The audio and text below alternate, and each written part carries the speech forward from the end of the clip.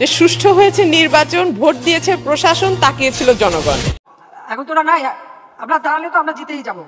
আর একটা কথা, একটা সিট না পেলে কি হবে, বাকি সিট তো পাবে। কে বাত হে, যা বলছিল তাই হলো। কেউ নাই একাই নির্বাচনে দাঁড়াবে, জিতে যাবে, তাই হলো। কিন্তু জিতে লাভ হলো কি?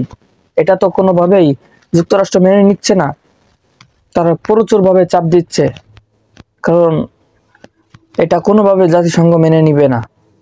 এইভাবে ফাঁকা মাঠে গোল দিলে কেউ মেনে নিচ্ছে না বা নেবে না। প্রিয় দর্শক, তুমিন ফারহানার একটি ভিডিও দেখাবো আপনাদের স্ক্রিনে, আপনার ভিডিওটা শেষ পর্যন্তই দেখবেন।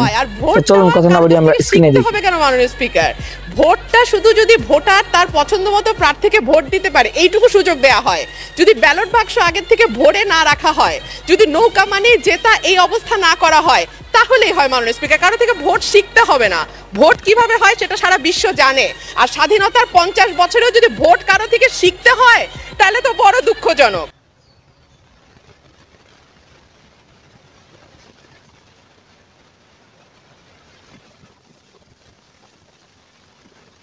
দর্শক, তুমিন ফারহানা কিন্তু বলতেছে যে সুষ্ঠু হলো নির্বাচন, ভোট দিল প্রশাসন, তাকিয়ে দেখলো জনগণ।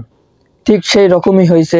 কিন্তু এবার নির্বাচনের আগেই যদি দেওয়া হয়ে যায়, তাহলে এটা কেমন হলো? প্রিয় দর্শক, কথা বাড়াবো না, আপনারা তুমিন ফারহানার মুখ থেকে কিন্তু বিস্তারিতই শুনলেন।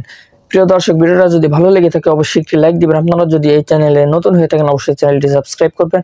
ভালো থাকবেন, সুস্থ থাকবেন, দেখা হবে অন্য কোনো ভিডিওতে।